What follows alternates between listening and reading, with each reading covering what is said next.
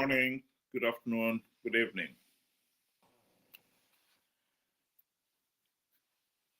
This is a sickening example of why Zimbabwe is a failed state. According to NewsHawks, Professor Jonathan Moyo has submitted a proposal to Zanu PF leaders that the nation should postpone the 2028 elections to 2035. And his argument is to identify and break the chronic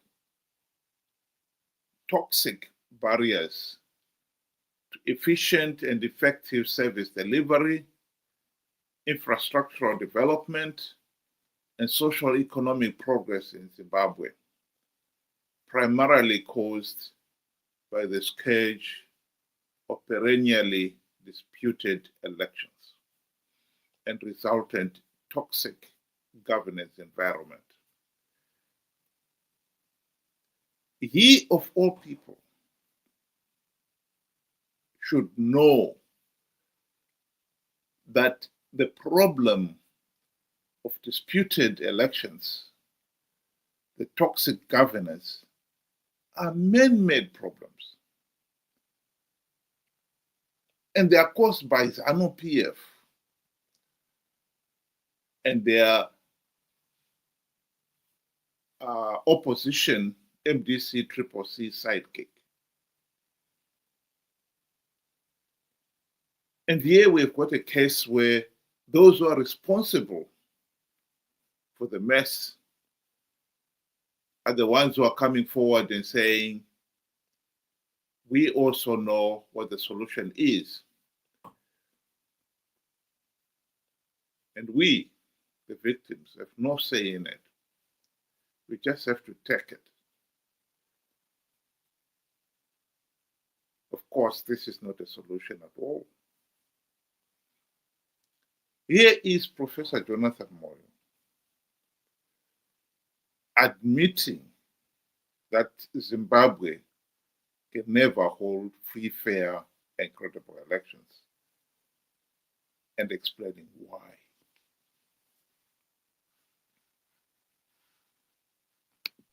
Chigumba is the mother of the rigging, and Malaba is the father of the rigging, endorsed what the mother was doing.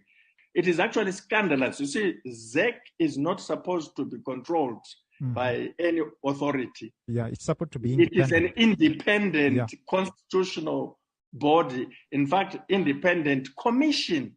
It's a Chapter 12 institution. But ZEC did not run anything important. It never did. The computers were run by Africom. The registration, accreditation, and so forth were run by a CIO company. So between the CIO and the army, they ran the processes, the operations, using their instruments. Either Matsanga, who is actually active, she's employed. She joined the, she was not joined, she was seconded to the electoral body in 2008 as a divisional intelligence officer. Now she is a director in the CIO. As we speak right now, she's a director, and she was congratulated and rewarded for rigging the 2018 election. And she was given a house in Borodale, a posh mansion in there. So there is a serious problem that whereas on paper, ZEC is supposed to be an independent constitutional body that runs elections transparently, efficiently, and impartially. No, it doesn't. It doesn't because it does not even itself run. The elections are run for ZEC by the securocrat. So the elections are rigged by Zanu PF. And hence the reason why the results are disputed. We cannot run away from that fact. And here is Mnangagwa. Even when he was told those elections, 2023 elections, failed to meet even our own standards and those of SADC. He dismissed SADC and the AU election observer reports with contempt. Here he is insisting that the elections were free, fair, and credible. Vana vakatuka Zanu PF kana ndonyanyisa kufara kuita zvakanaka. Ukavona vavengi vakwashi kurumbidza nekuchikanganisa. Ukavona vachiti Zanu PF yakaipa farai. You are doing correct things for your country.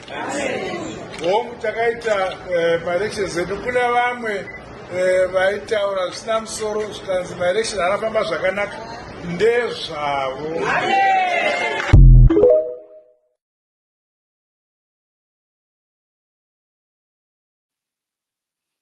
The truth of the matter is, we have known since independence that Zanu PF failed to hold free, fair, and credible elections. While the party paid lip service to freedom, basic human rights, justice, a meaningful say for all Zimbabweans, etc., etc., they never really cared about that. All they cared about is power. Zanu PF thugs believe they have the divine right to rule the country. And the only way they can maintain their iron grip on power is by rigging elections. He, Professor Jonathan Moyo himself, is one of those who have publicly admitted that Zanu PF will never reform itself out of office. So the proposal to postpone 2028 elections to 2035, how will that stop Zanu PF rigging future elections? Are we saying the break will be enough for Zanu PF to come to their senses and say, no, let's implement the reforms so that we have free, fair, and credible elections? That's just nonsense. The other problem we have in Zimbabwe is that we had the opportunity to implement the democratic reforms. If you want a second bite at the cherry, notably during the 2008 to 2013 GNU, that was the golden opportunity to implement the democratic reforms which would have ended the Zanu PF de facto one-party state. We all know what happened then. Mugabe bribed Morgan Tsvangirai and his MDC friends with the trappings of high office.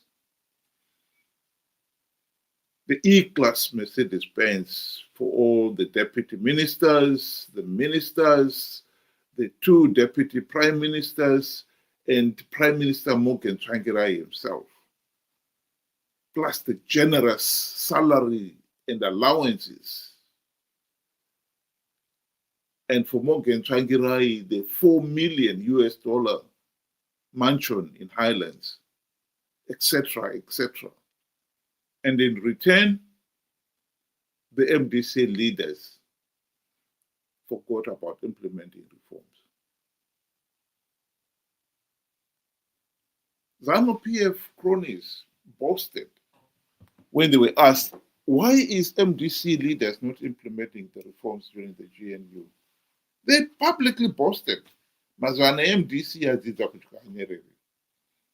They will never rock the boat.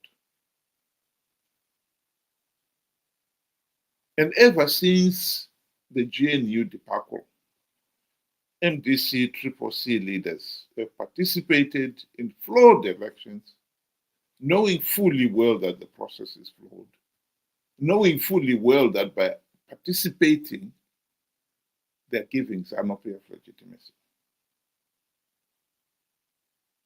They've done it out of greed.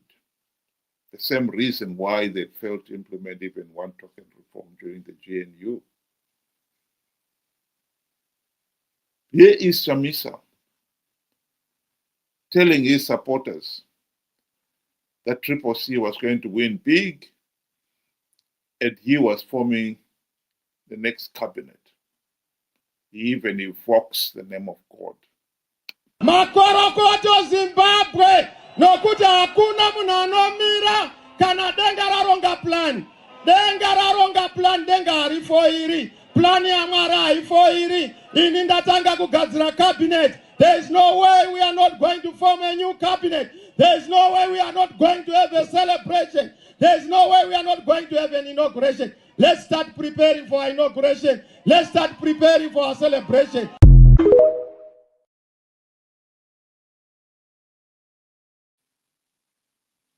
Of course, he was lying. He conned the people to participate in those flawed elections only to give Zanu PF legitimacy. And ever since the 2023 elections, CCC itself has imploded.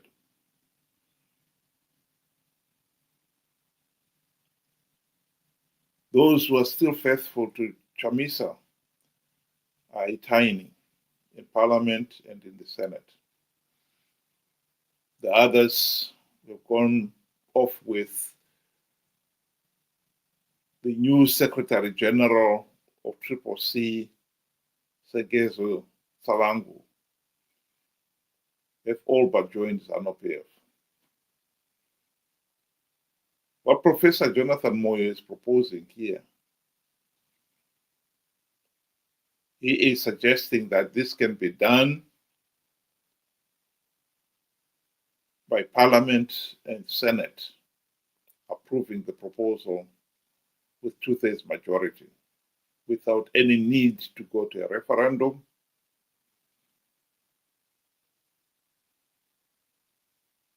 And if this was done, this will be the ultimate blow to the people of Zimbabwe. Zimbabwe is a failed state.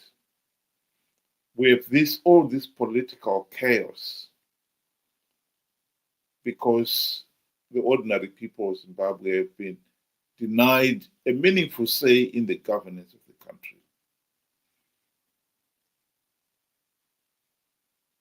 Postponing the elections will be going 1 mile further.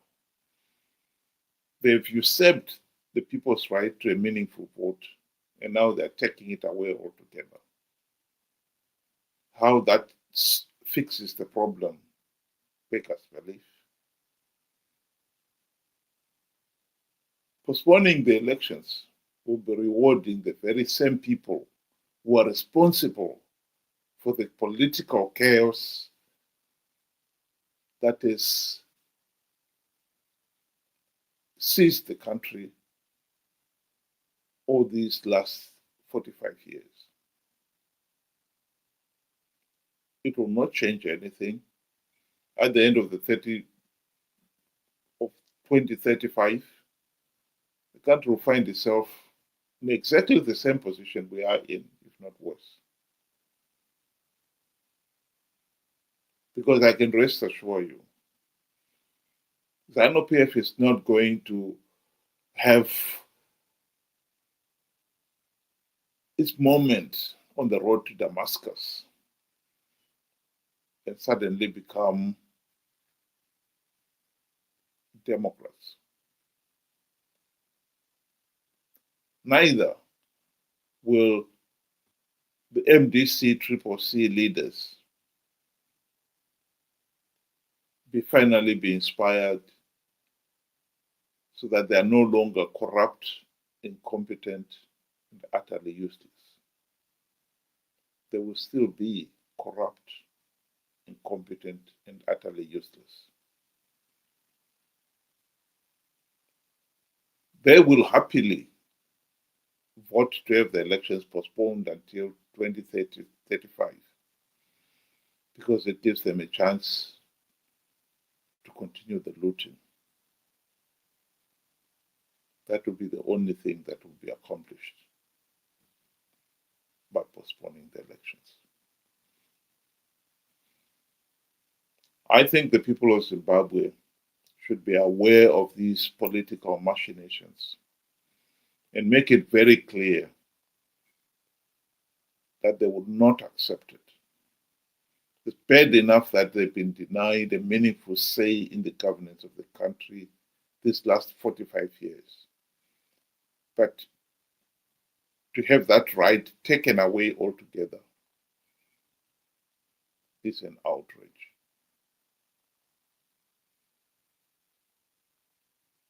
Think about it.